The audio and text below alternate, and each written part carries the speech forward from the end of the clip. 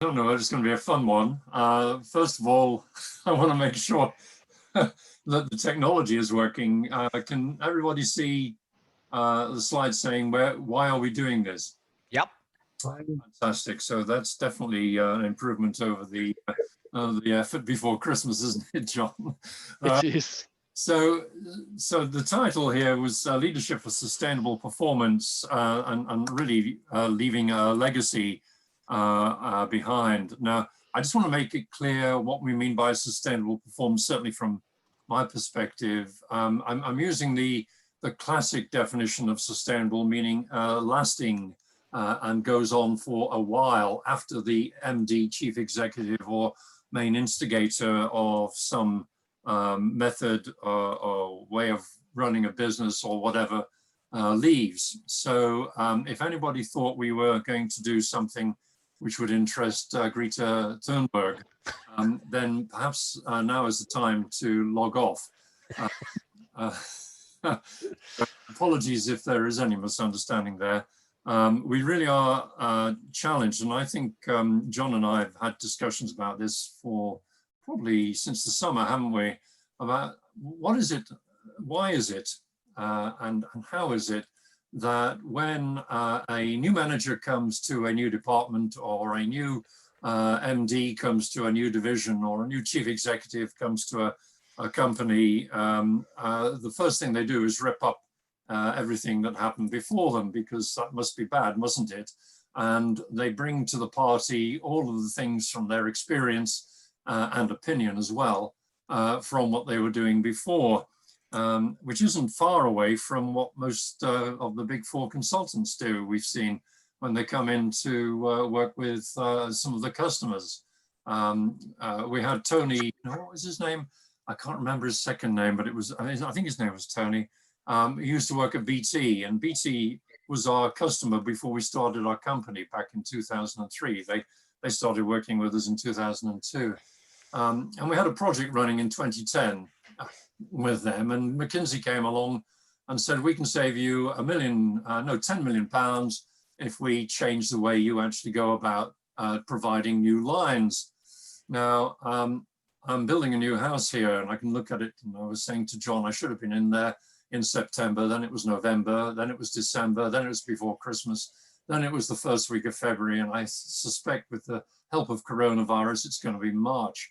But the interesting thing is I needed a line providing by BT, and trying to get that, we thought BT would be the best clued up to provide the new service. We dealt with the electricity guys to get electricity into the building. We've dealt with the water people to get water into the building. We thought those were going to be the difficult ones. The biggest challenge, and thank goodness my wife is good at handling this, the biggest challenge has been BT, and we still not got the billing right at the moment. So you think, what is it that BT have done? Well, what happened is in 2010, McKinsey came along and split the process for providing new lines and outsourced the surveying of new business processes to a separate, and so we can provide a much better service through this outsourcing service. It wasn't to them, it was some guys that they knew. And the surveying was outsourced, and immediately they broke the process, moved the £10 million cost that they saved just to another part of BT. So we're not over enamored with this. We'll come in and we'll rip up what was before and start again. And so what we're trying to do is to try to get organizations, and our strap line has been to actually release capacity to do the right things, because we find people spend a lot of time doing the wrong things. And in particular, when we start to get some real traction, when we get a new MD or a new chief executive, we have to work really hard to make the things that were sticking re-stick. And so John and I have been talking about, why does this happen? And in particular, when we try to do this with more seasoned people, they're so stuck in their ways, it's very difficult.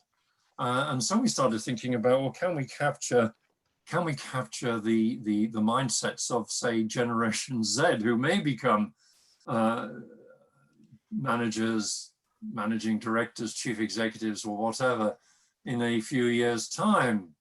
And so we thought, well, how do we do this? So we thought we'd have a slightly more amusing start to this, and then we're going to open.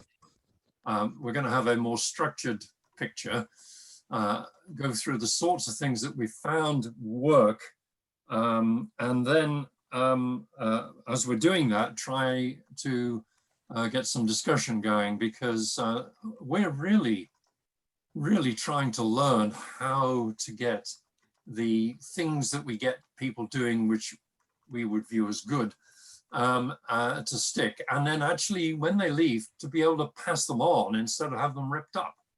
So, so why do we start doing what we're doing? Why are we in business as Lightfoot? If I can just say, we're trying to help our customers avoid nasty surprises. Those people who spend their time building dashboards, for example, you've probably come across them yourselves. Those dashboards are great for actually getting people to scud around like blue-arsed flies. Didn't mean to say that, but like very busy people chasing reds and chasing ambers and not even understanding why they've got them and whether they're important. And by the time they've got there, it's already happened. So we're really trying, in our consulting work that we do, we're trying to help people avoid nasty surprises. The real problem we're finding, and there are books on this, Garrett was one of them that I read many years ago, and I thought it's fascinating what they tend to find. What he found and what we find is that when people gravitate towards the board, many of them just don't stop being operational in their thinking. And so, I mean, it happened with a customer of ours just a few weeks ago. We were trying to help them think strategically about the way they run a hospital.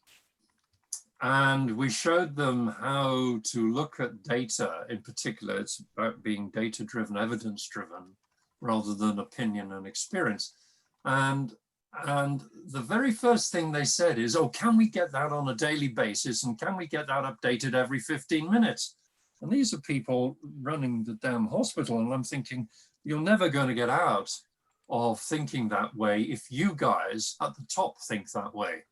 The guys at the front line need to think that way, but perhaps the guys at the top need to think differently. But gosh, they love, I mean, we've worked with the police and we worked with BT and we've worked with London Underground and Network Rail, and we've worked with ambulance and fire, and they all love the operational buzz, I think, of stuff happening which they have to react to, and they feel good at the end of the day when they solve that problem and on to the next, you know, without really understanding why those problems are popping up and why their reaction to them probably isn't more than sticking plaster until the next one crops up. So we're trying to get people to think differently, not just do differently.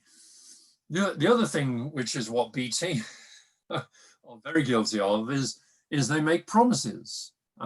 I'm getting something popping down from the top, John.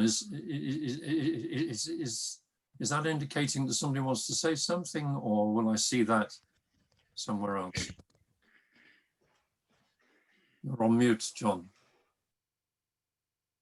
I'll have a look and see if someone's trying to get in. Okay.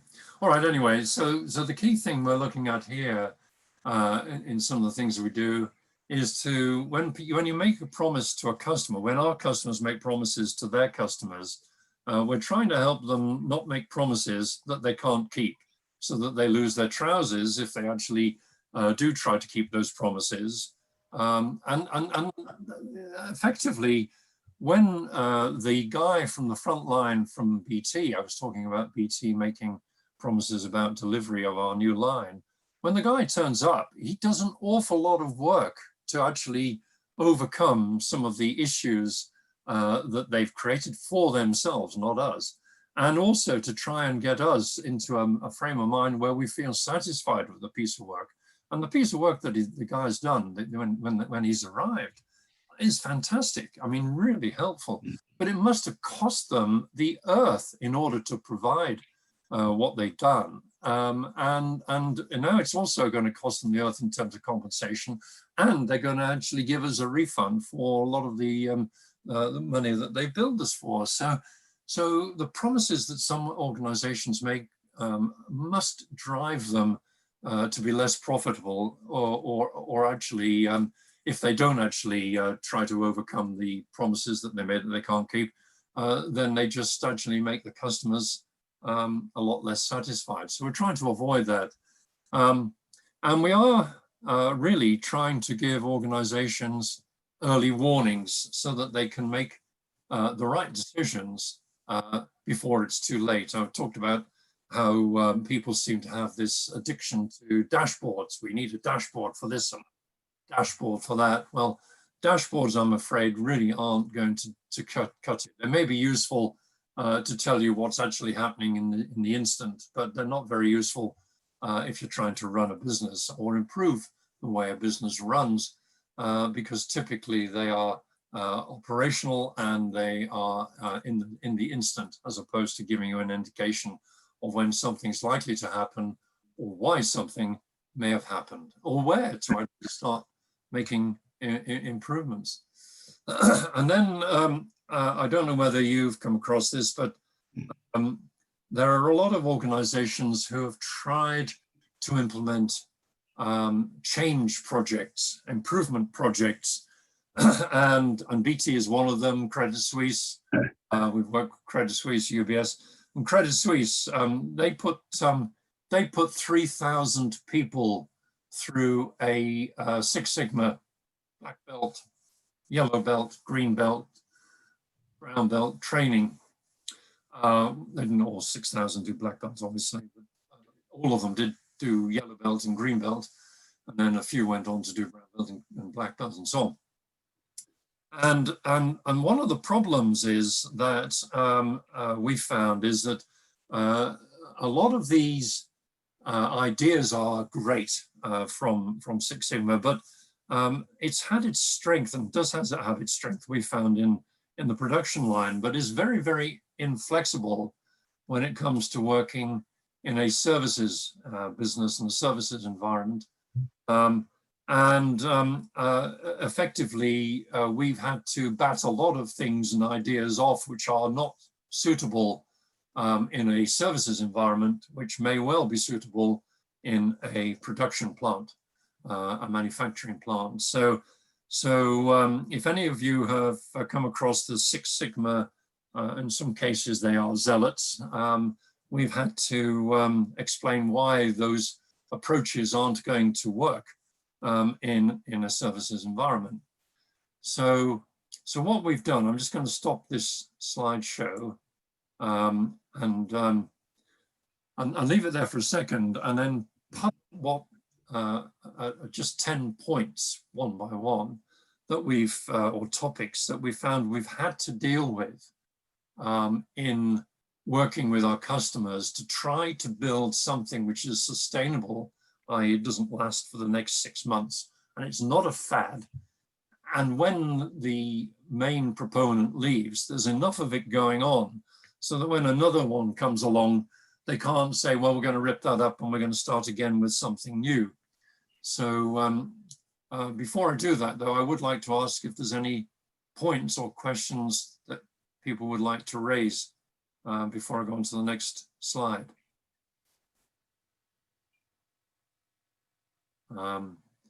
So I can either interpret that as everybody agrees with me, or, oh, Val, you're on mute. David, I was going to say on the point about, you know, problem reacting and how there's an awful lot of energy that is used in that problem reacting mindset, and very much what I'm finding is to think differently. It's that shift, isn't it? As you were talking about how we get people into the realm of outcome creating, which is energy unleashing and that potential that you get, and the innovation and creativity you get from that point. Because problem reacting, the best you get, as you said, is no problem, but it doesn't tackle until that similar or same problem comes down the track, further down the line.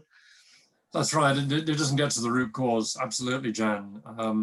And that's one of the key things that we're trying to get to. It is interesting. We're visiting fellows at Cranfield and visiting scholars at Edinburgh Business School. The reason we have that relationship is because they both have professors with the word performance in their department title. And one of the sessions it was a round table session, we had an executive who said, I don't have time to understand where a problem might be or how to improve or whatever. I just want people to tell me, and then I'll tell them to get on with it. And I said, well, you're not going to ever make your organization a learning organization. You're going to be on your back foot all of the time. And how do you know that what they're recommending to you is correct without understanding it? And the gentleman didn't have a response to that. Well, there was a response, but it wasn't a valid response. So yeah, let me show you some of what we are thinking and whether it makes any sense.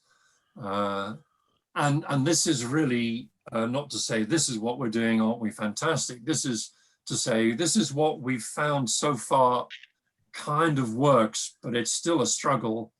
And any of feedback from you guys, I would welcome massively to see if we could just make our own job and everybody else's job here easier. And if you get something from this, I do hope you do, that would be great too. But we've been told, and Edinburgh Business School is going to be engaging us to do this, that we've got enough material here to put on an MSc program for a year on this. And it's about, as I say, building a sustainable performance, what leadership, and it's not leadership skills on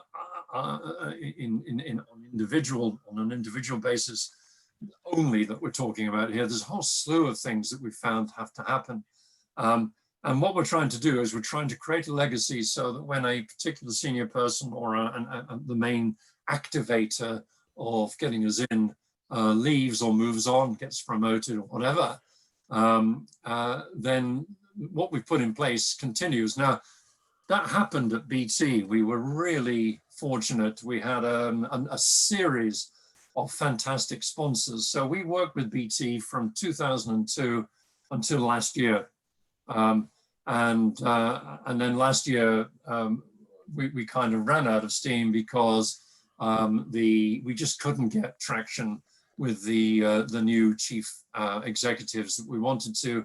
And besides, they had McKinsey in there and everything was going to be okay. So we lost BT as a customer, unfortunately, but they were with us for 18 years and it was a really good 18 years. And it was great to see what we'd put in place go on from one manager to the next, from one division to the next, and so on. So in a sort of subtitle to this, somebody came up with a word, measurement science, which I thought was a bit, I don't know, nerdy, I guess. But it's about measurement science for business, some of this. And I don't mean just hard fact science. I mean, it's just logic in a way. Not that everybody follows logic, but there we go. But what we're trying to do is we're trying to arm everyone with know-how, methods, and tools to make a positive difference. And what we do is we supply education, training, coaching, personal mentoring, and we also provide a software platform that we've developed called Signals from Noise, which looks at data in a particular way, very differently than your average dashboard or any of the other BI tools out there, but that's another story. But one of the things we're trying to do, and this is where we're trying to prevent people from, taking what was before them, ripping it up and starting again. We're trying to suggest that there is some learning out there and that they don't have to make all the mistakes themselves. And part of what our legacy is to say we've inbuilt that learning into some of the things that we do. So, so these are the 10 things that we do, and this is the last slide, which I'm just going to use as a roadmap for discussion here. And I'd be very interested in getting some feedback on each of these. So the first thing is trying to get organizations and people understanding that we're looking at a world system when we go in, whether that be a system for contact management, and I'm talking about business system or world system here, I'm not talking about IT system. So it might be associated with contact management. If you're looking at it in a micro or a small scale, it might be that contact management is sitting in front of getting hold of an ambulance and getting an ambulance mobilized. So it's about contact management and deployment. And then it might be actually doing something with the patient, either taking them to hospital or making them better on the spot. So it might be about transporting patients to hospital, or it might actually be, well, we actually need to consider the hospital accident emergency. So that needs to be in the system that we look at. Well, actually, people can't get into accident emergency because they can't, people in accident emergency can't get to beds because they haven't got enough beds. So it actually is about hospital management as well. But people can't get out of hospital beds because they haven't got proper care to go to in their own home or in the care home. So it might actually include the care system. So we're trying to get people to think about when they are working on a piece of improvement work, for example, that they consider it as part of the system. And I just wondered if any of you have any difficulty. I just gave you an example there. It's exactly the same if you're looking at problems in terms of delivering new lines to houses, or whether you're looking at putting in new rail infrastructure from London to the north. But I would be very interested if people have a challenge getting people to think about the business that they're in as part of a sort of bigger system.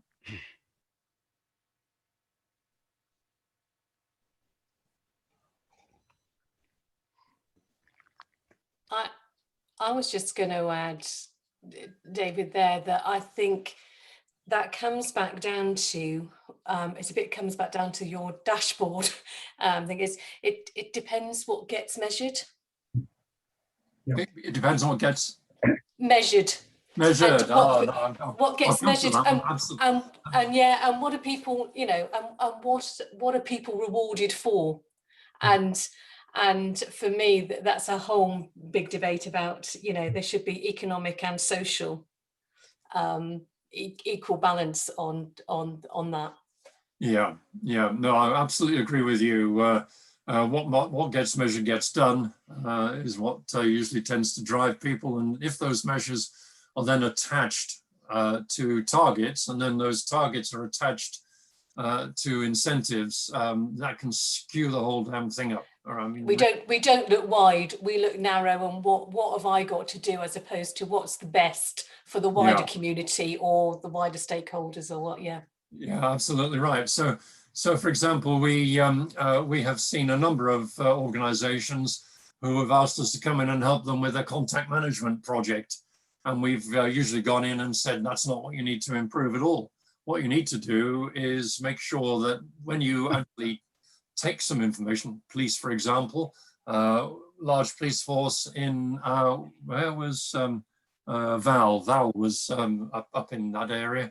Large police force we were working with, they wanted to improve the way their contact management system worked, wanted to take more calls because they were getting more calls. I won't tell you why. They were creating a lot of problems for themselves there. But anyway, they were taking more calls and they wanted to process more calls. And we went in and we said, understand how those calls work. And some of those calls then get investigations involved. And what we found is that something like 60% of the people being put on investigating some of the stuff that was coming through from the contact center, they should never have ever got into the investigation area. They should have been turned around straight away by a call center operator to say, actually, there's no chance of us finding that person who broke your windows. But if you'd like a crime number so that you can claim it on the insurance, here it is, end of. That way, the customer would be, in a sense, satisfied because their problem is dealt with quickly, rather than saying, well, you know, we pass it on to investigations and somebody will do something, and then 10 days later, nothing happens. So they call back again saying, what's happening?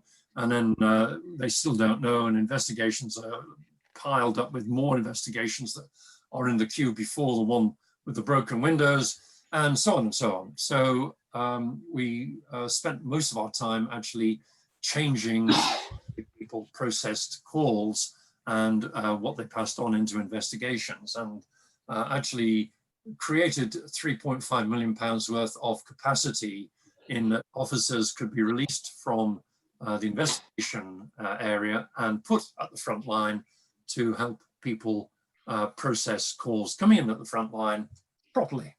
So that was kind of fun. So getting people to think was the challenge for us, and to look at the picture, a wider perspective, Jan, was really the key. And when you get that, it's fantastic because you can get some real traction.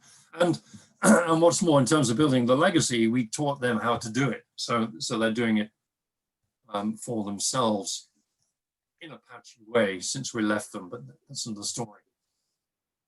All right, so here's another one. One of the things we're taught at school is to add 2 + 2 and get 4. What we tend to find, and I hope that this doesn't offend anybody, what we tend to find is that finance guys expect 2 + 2 to add up to 4 as well.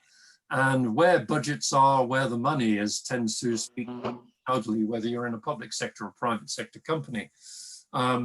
The real difficulty is that 2 + 2 doesn't always equal 4 in the real operational world. And I don't know whether any of you come across Don Wheeler. Anybody heard of Don Wheeler here? Yep. Good stuff. So Fantastic. I first came across him in the 90s, and I thought, blimey heck, this is an interesting way to look at things, because I ran projects with accountants breathing down my necks all the time and trying to explain that average and budgets and targets and all that stuff just didn't work. And then I started to understand why, and I thought, this is fascinating. And then we formed the business a few years later. But the key thing is that in the real world, Don Wheeler says 2 + 2 = 4 on average. That led to thinking about how you look at the world. And so there seem to be 2 very distinct ways of looking at it, and that we've characterized as deterministic versus non-deterministic. And so the accountants and the finance guys, and generally most people who haven't been introduced to looking at the world differently, think it's a deterministic world. They'll live their world in average. Sorry, was somebody going to say something? No, okay. They live in what they believe is a deterministic world, but actually their experience, if they actually analyzed it and thought about it, would lead them to think and believe that they live in a non-deterministic world. What do we mean by non-deterministic? Well, Don Wheeler lives in a non-deterministic world. The operational world is non-deterministic. What does that mean? We need to use different ways to work out what's going on. So typically you would use statistical methods in a non-deterministic world and a real world. And in a deterministic world, you would use arithmetic. And this is why we have problems when it comes to explaining to people largely who've come up through our existing schooling system and university system and got on, that they look at the world and say, well, yesterday we had 1,600 COVID deaths, and this day we've had 1,800, therefore it's worse. And actually, if you used non-deterministic methods, and we do, and we track COVID using these methods, amongst other things, and it just shows what a hash most countries are making of this.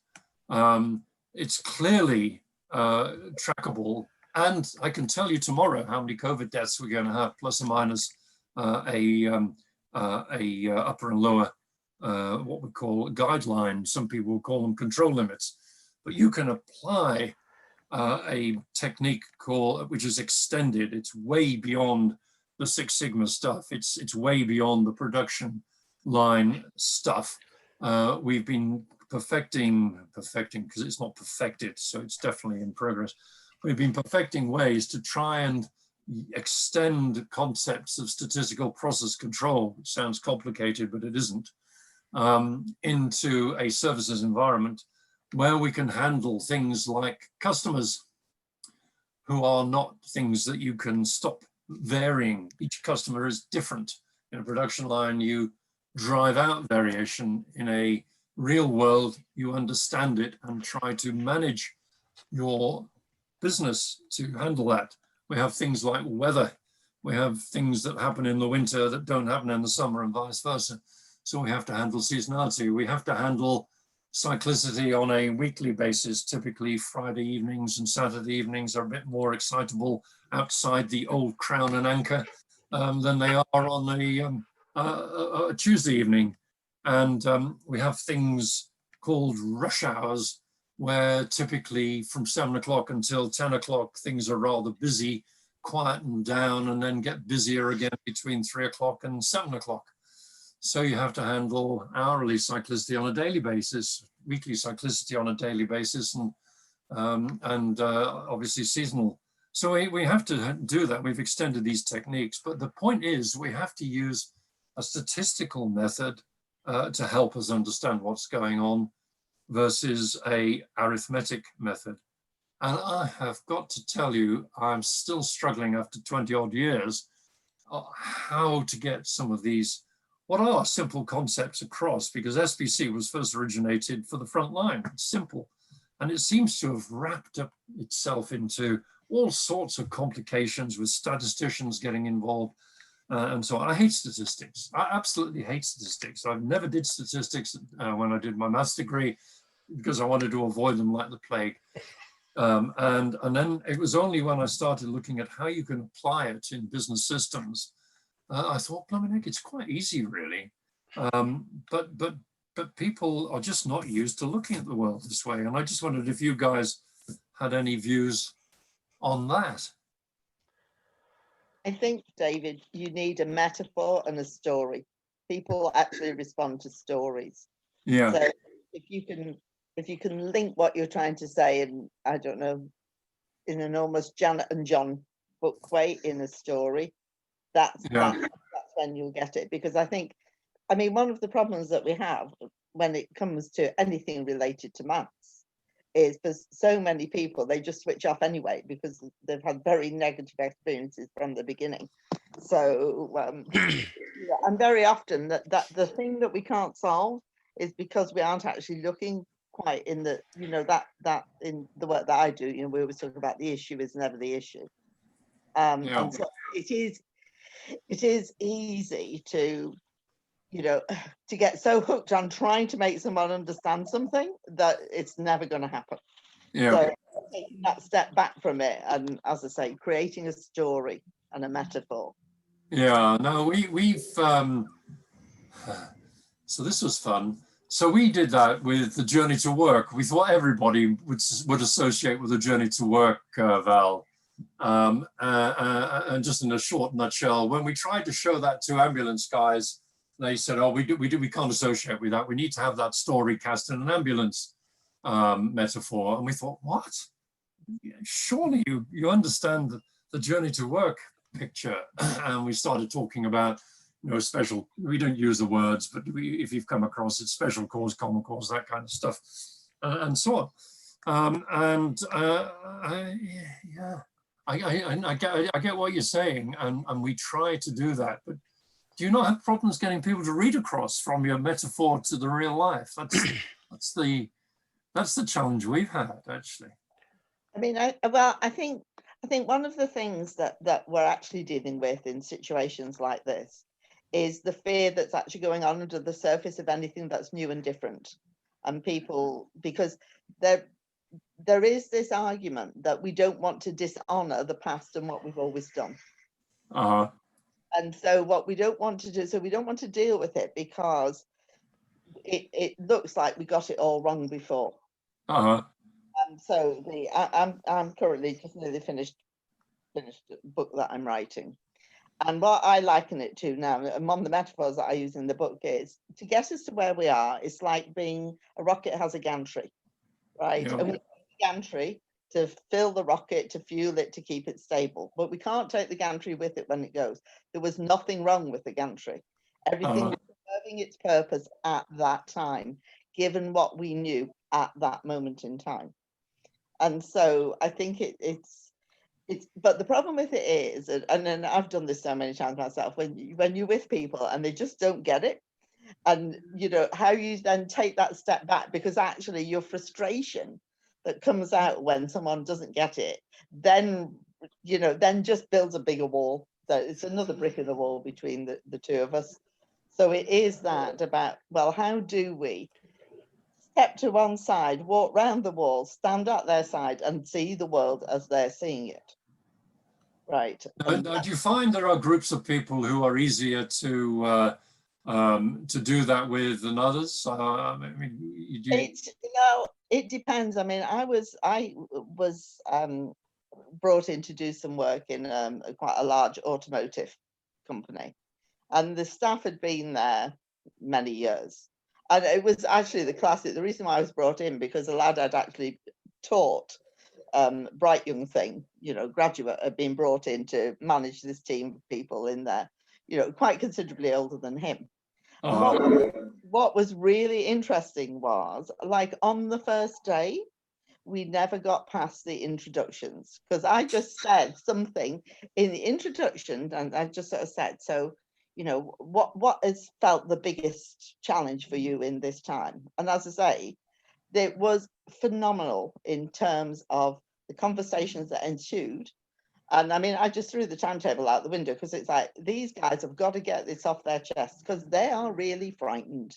And these that look minuscule from the outside are huge to them. And so we have to stand with them. And then when I mean, it's all classic stuff. And then as we stand with someone, we can walk that journey with them. But if we try to push them along, it's never going to work. So it takes time in the beginning. But once you've done that, and that's always part of the problem, because it can take so much more time than people are prepared to allocate to doing it. No, that's the key point, because people say, well, you got 4 hours, and I say, well, we got that, and we're not going to start with you if that's the way you think. So we try very hard, but sometimes you can't say no for various reasons. I was going to say, David, embarrass people. One of the things that I do with people because you never know how long it's going to take. But I mean, I'm comfortable in. I mean, I love what I do, so I'm quite happy. It doesn't matter. But one of the things I say, if you've got people who are a bit reluctant, I just say, tomorrow, when you get up and get dressed, put your clothes on in a different order to what you currently do, and see how that feels, right? And it's amazing. So just okay, good. just that act, and then that gets to people in terms of, this is how it feels. You see, it's a lot about thinking, and we have to talk about feeling, right? I mean, for most of my career, I've taught mainly men, and I actually found it really quite easy to deal with, because I sort of go, oh my goodness, I'm telling them basic, simple stuff that to me was simple and easy, and it just absolutely wasn't.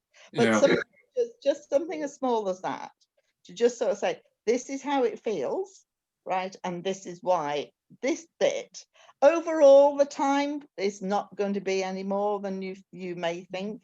But in the first instance, it may need, it's building the foundations. We have to build the foundations to bring it.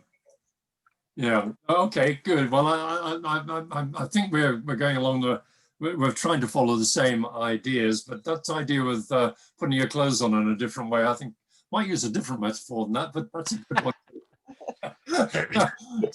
Because we usually have mixed audiences. No, just say to someone, put your socks on in a different order, or something like that. All right. Start Okay. rather than the bottom. Who knows? All right. So while we're addressing the first two, the next thing is what we also try to get organizations to do is with respect to looking at the world as a system, we try to get people to understand what we mean by flow. So I don't know, have any of you guys read or worked with, oh gosh. Are you thinking Csikszentmihalyi? Gold Rats, the goal. Has anybody come across Gold Rats? Yep. Yeah. A So long time ago. so yeah, that's the goal. It's a metaphor actually, Val, for and it's a story, and it's about understanding, and it's actually in a production environment, so that's fine. But it can equally work and it does equally work in the service environment. But Gold Rats, Jeff Cox is the second author on that and doesn't seem to get a mention these days. But basically, we're really trying to understand what we call flow through systems, because just about everybody that we've dealt with has had a understanding demand project or a managing demand project. Hands up for anybody who hasn't come across a customer who's got one of those projects on the go, or had one of those projects on the go, spent lots of money on it, and they're still no better off. So what we try to do is say, listen, looking at what comes in through your front door is important. You've got to do that, obviously, and it's highly visible. You can see it. It's on the palm of your hand. Everybody knows what's coming through in terms of if you've got a contact center. Everybody seems to know how many calls we're getting and what type they are and what time of day they are and all the rest of it. But once it gets into the system, this work gets into the system, it is incredibly difficult to visualize. Now, it's much easier in a production plant because you can go up to, say, into the gantry, and you can actually look down on the production plant and see how stuff's moving around the factory most of the time, anyway. And we've got this concept, and it's another metaphor of, we call it a gantry view, but really it's about understanding flow. And in the story that Gold Rat uses in The Goal, he talks about not trying to build capacity to meet demand, but to build capacity to meet flow. And flow through the system has to be visualized, is what we've found. You have to make it visible. And the best way of making it visible is looking at things like work in progress, and getting it visible so you can see how much work. You see, they'll be able to tell you how many calls are coming into the front line in an ambulance service, but they'll never be able to tell you how many calls are sitting waiting to be mobilized. Or they may be able to, but they'll be able to do it on a let's go and find out basis rather than a normal operational basis. Well, they'll never be able to tell you just how many ambulances typically we have on the move between one hospital drop-off and the next service that they have to perform, or not easily. And they'll certainly not be able to tell you in a police force how many investigations are sitting waiting in the queue to be investigated, because it's not visible, it's not easy to see. So you'll just get somebody who says, I've got a great big pile sitting in front of me, or somebody will say there's a lot, or not very many, but they won't have that measured. So we talked about what that gets measured gets done. If you can't measure it, you can't see it, you can't do anything about it.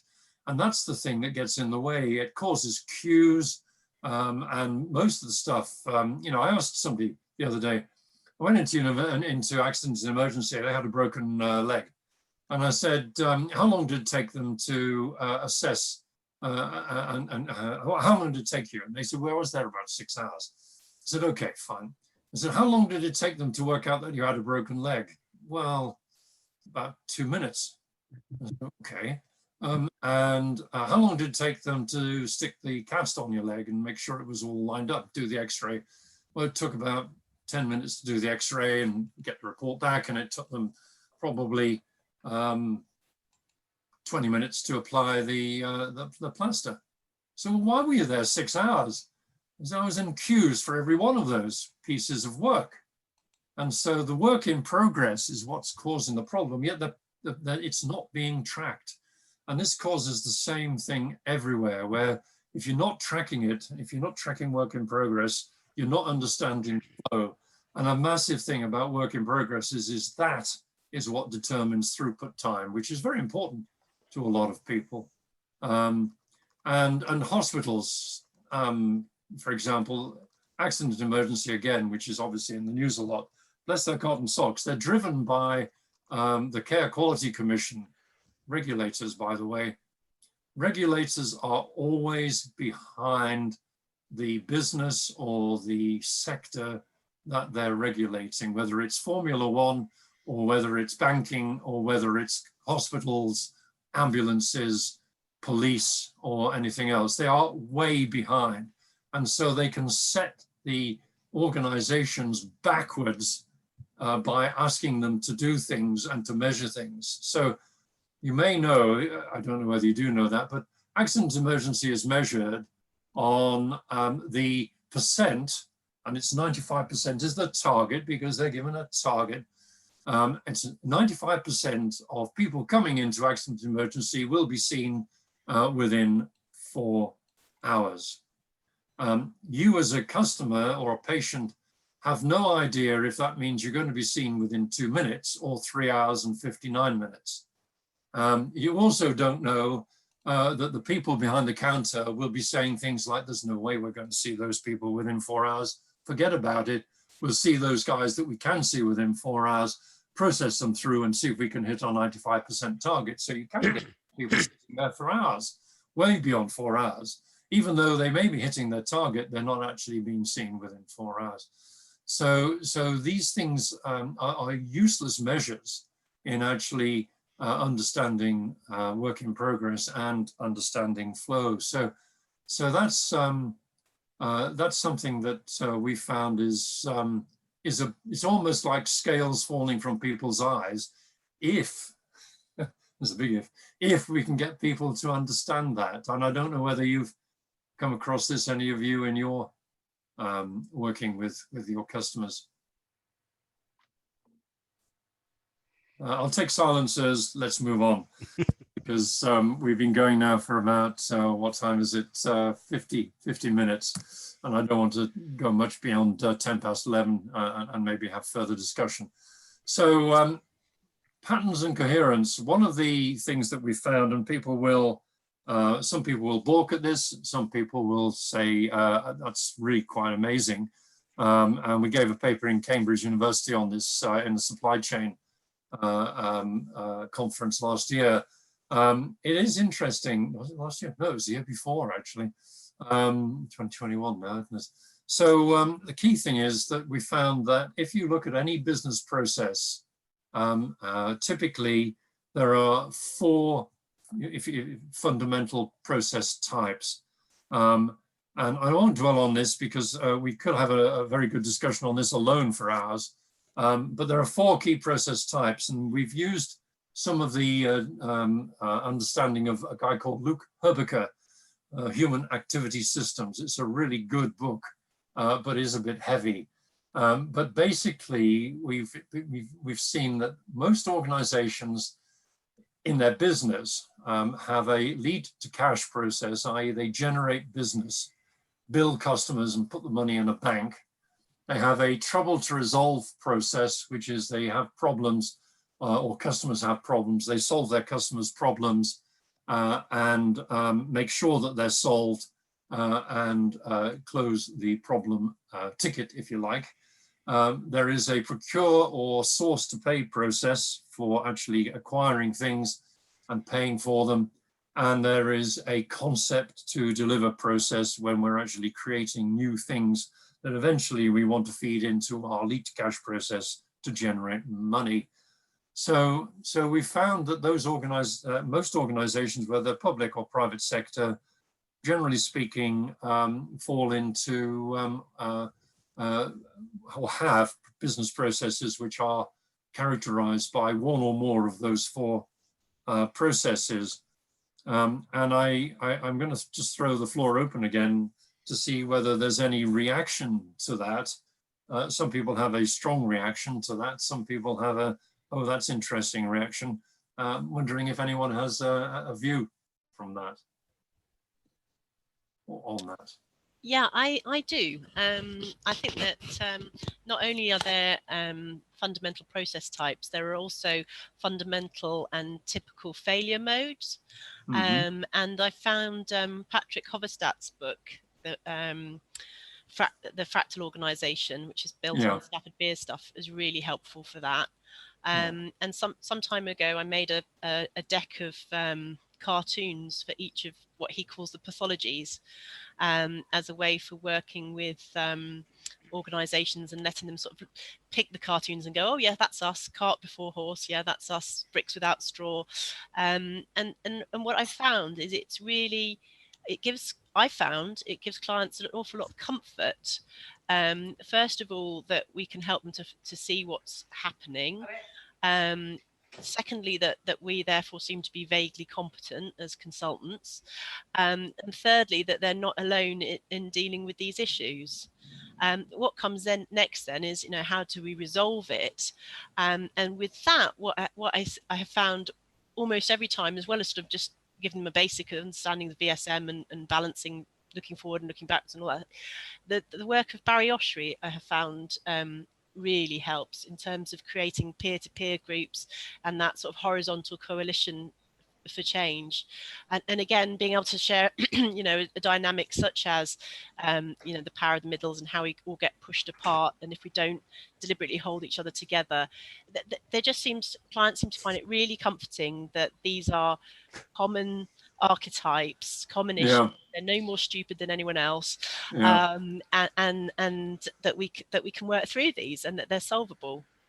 Yeah, now Patrick, I know Patrick. He's a visiting fellow at Cranfield too, and we've done a number of workshops together. No, I think you're absolutely right. I think there are a number of different approaches that you can take to get people to understand. First of all, that they're not alone in this, and I think you're right as well.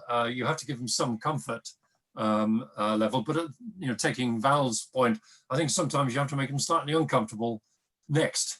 And I don't know whether we do it the first way around or the second. I usually make them feel uncomfortable just by turning up. It's just something about me that's frightening. They don't know what to expect. Right.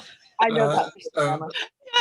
You're absolutely right. So I think that's good. I think the reason that we eventually get people to see that it's bringing things up a level. So my problem is specific.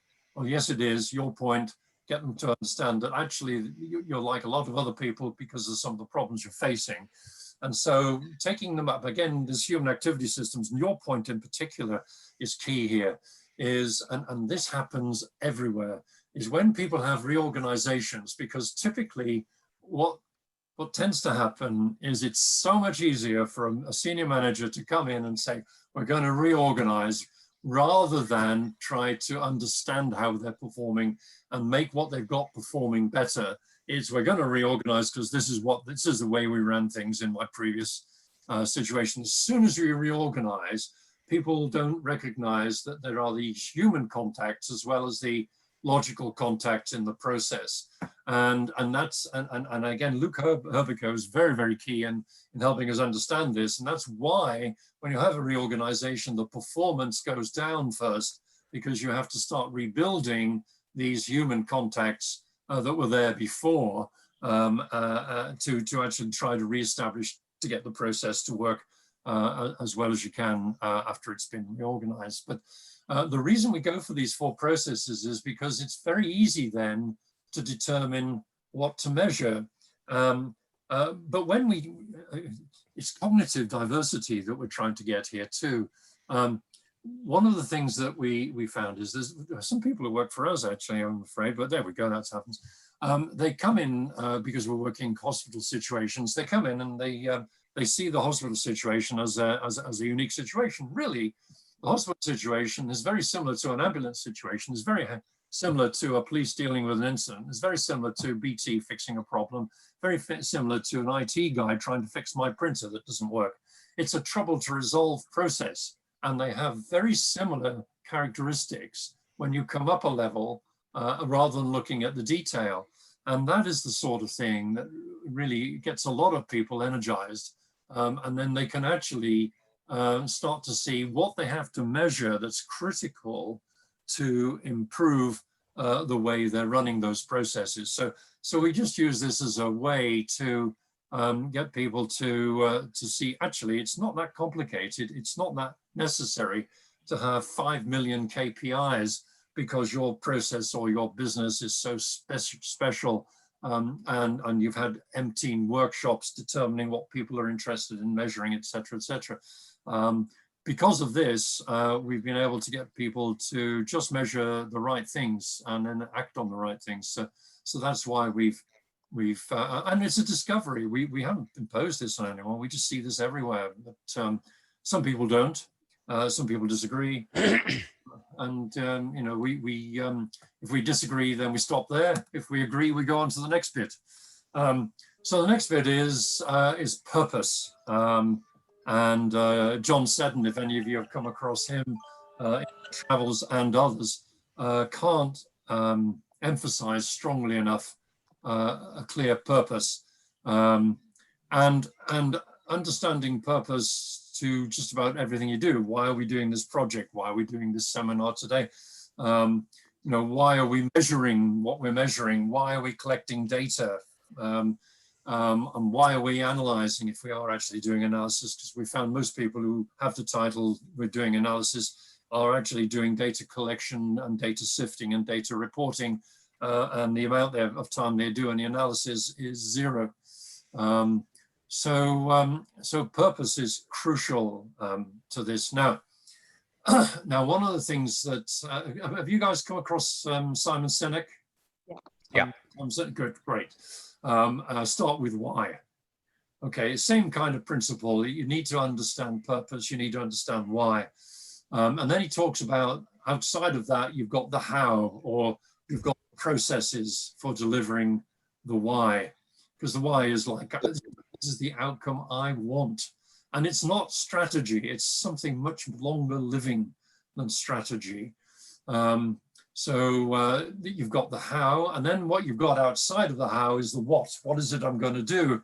And that's where you build a measurement system, and that's why we're in section 4, because we're trying to understand what we need to measure, because if we've got the purpose, the why, and we've got the processes, the how, and we've got the what is it that's going to be a manifestation of this work, then we need to be able to measure it so we can see what the result is and what we need to fine tune and so on and so forth. Now, helping us to put that into perspective is a guy called Stephen Bungay. Have you anyone come across Stephen Bungay? This is a fantastic, I mean, this really helped pull it all together. There's lots of books on what I did when I turned the ship around, if you've come across that one. I did as this and what I did as that, which are great stories. But Stephen Bungay, the art of action, this helped me understand how to build what these guys are talking about into something which we can teach people. So we call it building an outcomes framework. And it's effectively Simon Sinek, Stephen Bungay, and a bunch of others melded together to get people to get themselves aligned, and getting people aligned is fun. And once they're a little bit aligned, then we can start to make some progress on what processes we're going to do to deliver what it is we're going to deliver. And then we can start putting some actions in place, and then we can start measuring the impact of those actions. So purpose is crucial to all of this stuff. And then what we then have to do is we need to know where to measure, what to measure, how to measure, and where to measure goes back to these process types and what it is we're trying to achieve in terms of purpose. What to measure is a handful of measures which drop out from looking at the world in these four fundamental process types. And then how to measure, we teach people how to build and use these extended SPC, statistical process control charts, and they scare the heck out of people when you use those words. But actually, when you start to run a few workshops and start to look at what we call variation and understand that variation is inherent in everything we do, including travel to work, this is kind of where we start to see where the rubber meets the road, so to speak. And so then we go on to, oh no, let's stop that point. Do you introduce them? Do you call them SPC? Because I found with clients, sometimes we just call them things like process voice charts or wobbly data charts or whatever word. That is absolutely key. Language, you're absolutely right, Emma. One of the, so go back to 1996 when I first came across these things.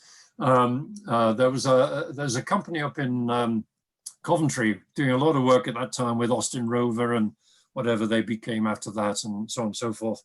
And they were really lovely people, but they kept saying to me, you've got to get, I think they said, it was almost like they said, you've got to get religion, you've got to talk the way we talk, and you've got to call these things process control charts, and you've got to talk about in control and out of control and this, that. And I thought, there's no way I'm going to go to a chief executive and say, these charts tell you that your business is out of control. So we spent a lot of time as part of the soft skills that we've tried to develop, and we are really finding those a challenge every time, actually, and we learn more every day. But using the right language which works with people is crucial. So we tend to talk about, just talk about these charts. They're different charts than you've seen before, and we have we create effectively a performance corridor rather than upper and lower control limits. And we have upper and lower guidelines. And when a result goes outside of those guidelines, we say that's something special and interesting. Let's have a look at it. And if it stays within the guidelines and stays above a particular average or goes below a particular average, you say it looks like something has changed substantially. And we try to keep away from this engineering language because it doesn't go down very well at all, we've found. So absolutely crucial points that you made there. And we're learning on that all the time, really, depending on which groups we work with. But the bottom line is it's all the same. Peter Worthington, I don't know if anybody knows Peter Worthington, I should imagine a couple do. He uses the phrase, if it's out of control, monsters, because somebody at one of his seminars turned around in Scottish Brogue at one time and said, because it was up in Scotland and that's where Peter lives, well, that's what we call a monster. So anything outside of the green lines is monsters and anything inside is wibble wobble. That's right. Well, we in BT, because they were, I mean, even different parts of BT, we had to use different language, but there was one part of PT who talked about red blobs and green blobs, you know. Okay, yeah. If you got a change due to a change, because we were putting in change projects and we were for improvements, and if we got green blobs, that was good. If we got red blobs or no blobs, then that wasn't good. So yeah, absolutely right. I mean, good point. Absolutely good point on this. But the key thing is it's crucial to know how to measure, and we, you know, I cringe every time I see the BBC News, and my wife goes nuts with me because I complain about it when they talk about, you know, COVID new cases was 38,506, and that's up on yesterday. And then they present moving average charts, and the moving average charts hide what's going on. And moving average charts are processing data, and as soon as you process data, it takes you away from the front line of what's going on. It clouds understanding as opposed to helps understanding, we found. So another one is percent measures. Everybody's heard of percent measures, you know, percentage of people being seen in A&E within 4 hours. A percent measure is a really strange animal, because you think you understand it, okay, but the problem is the percent of people coming into A&E seen within 4 hours. So the first thing that's changing is the number of people seen in 4 hours, but the other thing that's changing is the number of people coming into A&E. So the numerator and the denominator are both changing. So the number of people coming into an A&E can go up, down, or stay the same. The number of people seen within 4 hours can go up, down, or stay the same. So that's simple to understand. As soon as you put them into a percentage, number of people seen within 4 hours coming into A&E, that can have 13 different combinations of changes in the numerator and denominator. 13 combinations.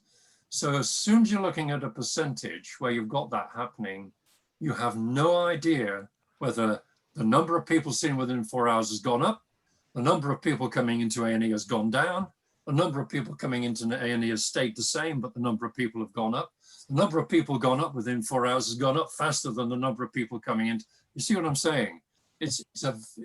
So we try again, and it all roots back to these 4 fundamental process types. There's not much that you have to measure, and for goodness sake, don't measure percentages. If you have to measure percentages, that's usually because a regulator has asked you to do that.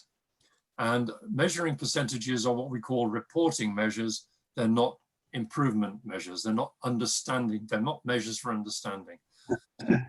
So that's something that we've come across. And then, sorry, okay, I've got my X minutes sign coming up. All right, I can't quite read what it is, but I take it as a signal. I'll go through this very quickly then. Data, one of the things that we tend to find these days is data's coming out of our ears, and we've got big data. Big data is a danger to everybody. It's a massive liability. We found that most people spend their time with all of their Hadoop databases and data lakes, enriching people like SAP who sell data lake machines for housing this data, because you never know what's in there that's hidden. But you'll never get at it because you'll spend all your time trying to manage the big data problem rather than actually using the data to do something, so it becomes a liability. So you've got to be very careful. And usually it's IT who tell you what data you can get. No, I want to understand what processes I've got, what I need to measure, and I'll tell you, IT, what I want you to fish out of the data system in order for me to understand what's going on. And then we've got into the very interesting stuff, and in particular the how to act, which is very, very much around the soft skills, is where to act and how to act. I'll just skate on. Then we look at monitoring. One of the things we've found is there are so many in the public sector. This is incredibly rife. To some extent, it's also true in the private sector. But we'll have an improvement project. And how they've justified that is it's going to generate this much benefit. The fact that we've got 60 improvement projects going on in one police force, or 48 that were going on in the AA at the time when we first started working with them, each of them claiming benefit, each of them bumping into each other, so benefit multiplied by benefit, or benefit divided by multiple projects, whether each project was claiming the same damn benefit. We had to straighten that kind of environment out quite a lot. But the key thing is when these projects are delivered, does the benefit get realized? And people never seem to measure after the project whether the benefit's been delivered. So we try to get people to understand that they need to monitor after they've done something in order to see whether they've delivered. And in fact, we encourage them to measure whether when they brought us in, whether we've actually delivered benefit from working with them. So something to think about. And then the final point here is dealing with forecasting, machine learning, and artificial intelligence. And again, the way some people go about this is they throw all their money into artificial intelligence and say how great the benefits are going to be. And yet there seem to be no hard benefits shown and realized in a working environment yet that we have seen where artificial intelligence has delivered benefit. It may deliver benefit in some specific areas, but in the instances where we've seen artificial intelligence, we say it's been, people say it's being used in web applications. When you're buying something, I don't know how many times you've gone in and bought something on the web, a tool or a toothpaste or whatever it might be. And the next thing that happens is you start getting pumped at you adverts for the same tool and the same toothpaste.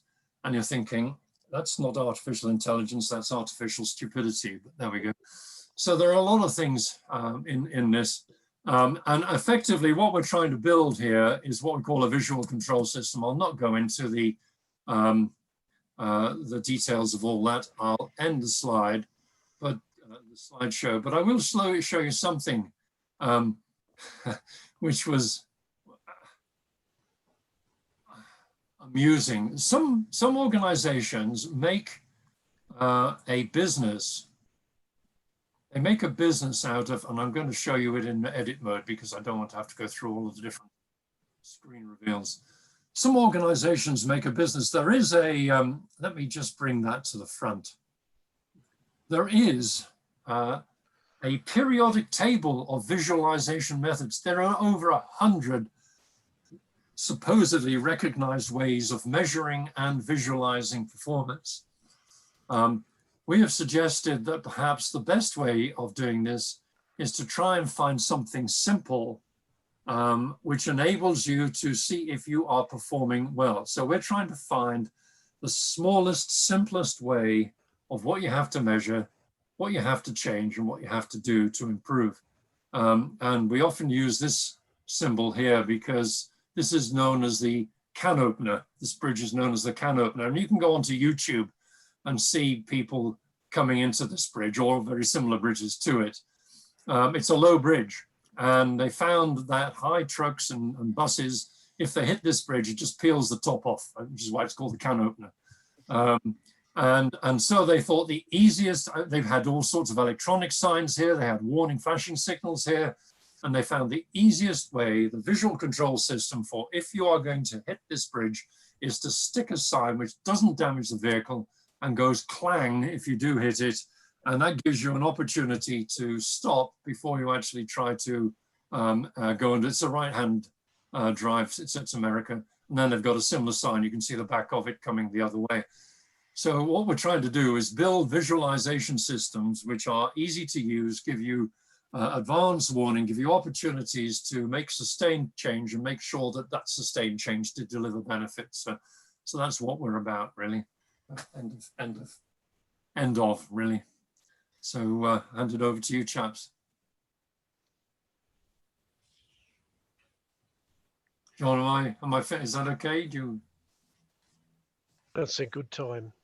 Okay. Folks, I think it's time to reflect a bit here. If the initial question was, how long does our influence survive? And we've been through some of the why and how, where are we now?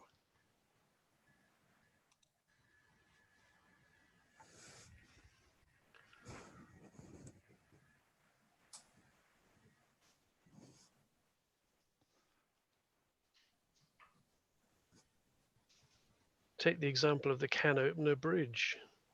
I think that's lovely. I mean, the very visual, this is going to happen warning seems to be the most effective thing, and it's long lasting. The electronic signs probably cost a fortune and might not have worked. Well, you can't see them in the sunshine either. That's the problem. So how do we as leaders leave a legacy then?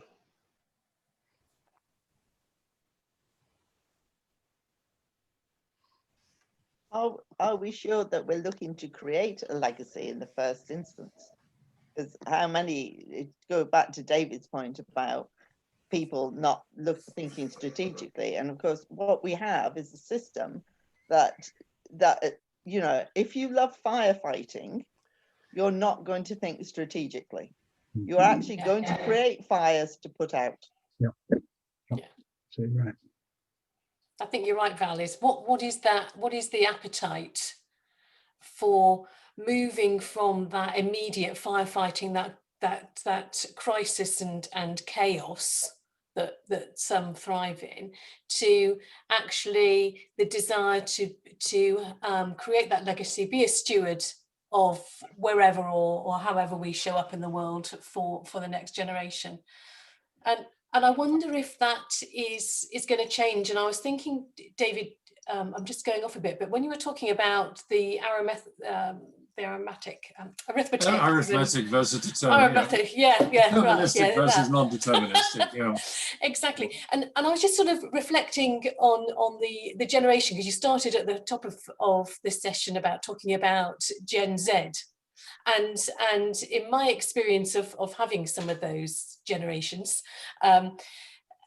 how they look at things differently, and there is more curiosity and there is more challenge with that. So are prepared to say, okay, somebody might say 2 and 2 are 4, but hang on, is it really? Could it be 4.5? What's possible around those figures? So I'm just wondering whether we are going to see something different when these come through and be the future MD CEOs of organizations, both in public or private. Well, we're hoping that is the case, that they are not so hardened in some of their views. The counter to that, of course, is that a lot of them are so in the moment with their Facebooks and their Instagrams, and for almost instant gratification. So we're trying in a way to get people to be more reflective rather than looking for the instant buzz. But yeah, I think that question is open. It really is. And I think if we go back to something as basic as Maslow's hierarchy of needs, one of the issues that we face is in society, people are so far down there that the move up to, you know, self-actualization and transformation is people, we haven't created a system that's got people to that. Yeah. And you know, and so much of, you know, what we're talking about here is around symptom solving. It's not actually getting to the heart of that. And I always liken it to, you know, what we've done in terms of management education or whatever, is I always kind of go, these are in the old days, of course, you know, if you got on a plane and, you know, you were served, you got your coffee and everything, it was all served brilliantly, and that was it, you know, the cabin, you know, staff were brilliant. And then you were coming back 2 weeks later on your holiday, and that member of the cabin staff, right, is now the pilot, dressed in the pilot's uniform. And that person goes, well, you know, I've worked on planes for ages. I've taken the captain their coffee. I've done all of this. So they've decided I can take charge of the plane. And in essence, that's what we've done so much of the time, because we've massively underestimated. You know, we treat people as machines. So like you say, David, things are different on different days. We all know it ourselves. Some days we feel we can do this, other days we can't, this sort of thing. So until we're actually prepared to address that issue, and one of the reasons why I think we haven't is, I mean, I remember when I first joined the Deming Alliance, all those many, many moons ago, and you know, the prevailing belief was, well, it's hard to change people, it's hard to do this, it's that people things are hard. And I find statistics hard. And that's where we need to rethink it. And this is about working together, isn't it? Because it's what's hard for us is not hard for someone else. If it's hard for me, it's really easy for someone else.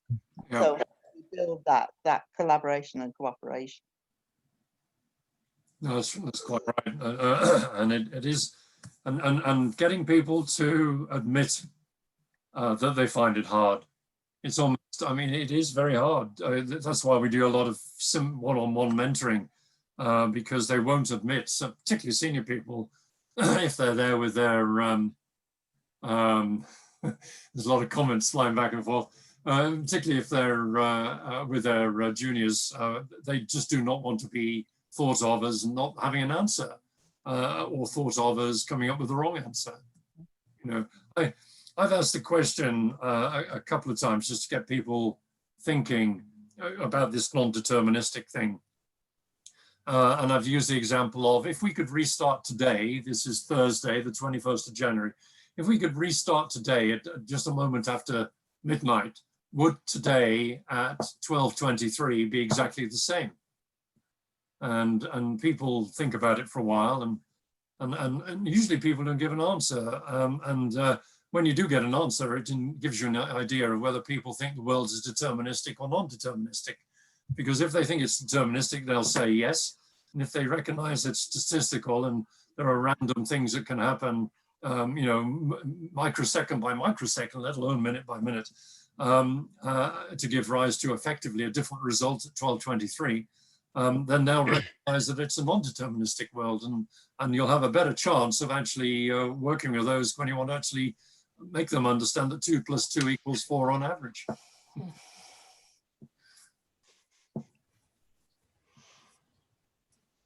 Just going to leap sideways a bit. I mean, you mentioned Simon Sinek and you talked about why. I hate to love him or love to hate him. I'm not quite sure with Simon Sinek, but with his latest stuff, if you look at it, with some of these things, are we playing a finite game? Are we playing football? Are we going, at the end of this, there's a score, there's a winner and a loser? Or are, as Simon Sinek is coming to describe it, it's annoying when he gets the concept down into words before you do, the infinite game. I'm not going to exist. I'm going to leave a legacy. But are we thinking as leaders about the legacy? Are we, and I know she was quoting a sort of translation of a Chinese proverb, but it was Greenpeace, and when you're working in the chemical industry, it's really annoying to have to quote Greenpeace on something, but we do not so much inherit the earth from our parents as borrow it from our children. Yeah, no, I mean, I think that's a very good point. Yeah. Are we stewarding, leaving a legacy for all these things? But, you know, are we playing for the game, carrying on to exist after we have ceased to exist? Yeah, I mean, you can ask that question of Alex Ferguson, who everybody thinks was a great leader, but as soon as he left, the whole thing fell apart. And that's the point. How are we, and a lot of this, particularly with, let's call them chief executives, are fired up by usually the now. They're fired up by what the share price is going to be when they leave, or after 12 months, or whatever the time frame is that's applied. But I wonder what would happen. Your point is very good, and so is Simon Sinek's. If we were actually playing the infinite game, is we say, well, we'll actually reward you for what the share price is going to be like in 4 years, and you'll also have some reward for what the share price is going to be like, if we set a share price, for example, in 10 years' time and in 20 years' time. We might get slightly different behavior and handing on of the reins. And you don't know, actually, unfortunately. So I tried this when I was working on a REMCO, which is a remuneration committee, and we were introduced an LTIP, a long-term incentive plan. But basically, as with all incentives, you're still bribing somebody to do what they bloody well should do in the first place. Yeah. And if they're that type of person, then they'll just find ways to game the system in any case. Yeah, and get the STIP and the LTIP to pay out. So I think, regrettably, it comes from behaviours and intrinsic motivation rather than, which was very disappointing. I agree with you. But Dad's right, and really what that comes down to, what that does is it comes down to people really thinking about purpose. And that's why we spend an awful lot of time. It's not what you create from that point, it's actually getting the purpose right. And you know, you find a lot of Japanese companies have got that. There is one company, there's only one company I can bring to mind, which I've done a little bit of work with, and I met them at Cranfield. I can't remember what they're called, but they're run by the Rubin brothers, or the Rubin family. But you will recognize the brands that they use. One is the Lacoste brand, the fashion brand Lacoste, Speedo swimwear. There's a whole slew of them, these different brands. They manage these brands. and they primarily have very, very clear purpose, and it's a long-lived purpose of what they're in business for. But I've never seen that anywhere else. And your point is absolutely spot on. Is trying to get people to intrinsically recognize it, which is hard and can be challenging, and people don't like that. It gets uncomfortable for them. But once they've got it, there is no stopping them. Coming back to that love to hate Simon Sinek, he refers to it. He's done why, and then he talks about if you want to get people connected and into it. So the comment about purpose, values, beliefs, and behaviors there from Emma, he calls it a just cause. There has to be a moral stroke, ethical element that you are prepared to sacrifice. So as he says, people will continue to work for you because they believe in what you're trying to achieve. Yeah. A pollution-free world, right? It's like, it's not going to happen in my lifetime, but I believe in that so much. Now, I could go work for Ernst & Young and earn a shed load of money, but I'm prepared to earn 30,000 quid less a year because I believe in what you're doing, and I think they're a bunch of shysters. Yeah. No, that is a huge. You can get so much motivation, so much enjoyment actually working with people like that if we can get them motivated that way. And we obviously try to recruit people like that, and I talk to them when we do their induction about purpose. One thing would be interesting. I know Emma's shared quite a lot of things. I wonder if you guys have come across this. Have you ever come across the energy investment model? It's a crucial thing for us. It's the energy investment model. You can Google it. It's a typical horrible consultant 4-box diagram, but it's basically the two axes are attitude and energy. And we try to recruit people into the high attitude, high energy area, and they're known as players.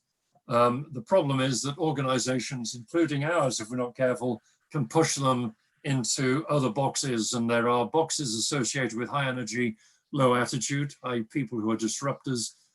They'll tell you why everything is going to go wrong, but they just, for some reason, they've gone into a bad attitude. There can be high attitude and low energy. And these are the observers, just spectators, if you like. And then you can push them into the low energy and low attitude, and they're there just for the ride or till they get their pension. And they're known as the walking dead or the zombies. And we try very hard to keep people in the players world. And if they're in the players world, typically they have intrinsic motivation. We don't have to actually give them bonuses or whatever. They do it because they believe in what we're trying to achieve. And I think we're out of time now, so I'm going to have to leave the conversation. But John, is there anything you want to do in terms of wrapping up? Or I'd like to thank Emma for what she shared. Can I get that when I leave the chat, or will you share it with me, John? Or how does... I'll copy you the whole chat, David. Because I've been busy really talking to people rather than being able to look at the chat. So it's been brilliant, David. Another time I'd like Steve to talk about leadership and whether there are any signs that it's improving. Spoiler alert, not really. But he has some incredible data that I'd love him to give a talk about at some point. And then the only other thing that does occur to me with that, amazing, I love the model, that energy model that you've just shared, David. The one thing that does occur to me is you have to be careful to make sure that the players don't burn out, and because that's how I broke again and again, and I'm trying to learn. But we've got one guy here. We can't stop him working 60 hours a week, and I'm really well, you can give him to me to mentor or coach for free if you like, and I'll give him the necessary kick up. He's got to recognize that you've got this problem. That's just let him know that you're out there. We will, Emma. I'm here and I'm available if that would help. But no, I'm very serious, because if you make yourself ill, it's a hell of a recovery journey. Yeah. Okay, good. Thank you very much. Can I just say, somebody put something about Paul Hollingworth and sharing, doing some stuff on SPC on Facebook. Yeah. Can that be shared where we can find that? I'll find the link and post that on the chat, or send it to John as well. Yeah. Thank you. Do that. No problem. Thank you. Okay, cheerio. Bye, David. Thank you, Thanks. folks. Thank you very much, David. Thank Thanks you. very much, David. Lovely to Bye. see you all. Thank you. Bye. Thank you. Bye-bye. Thank you all. Bye.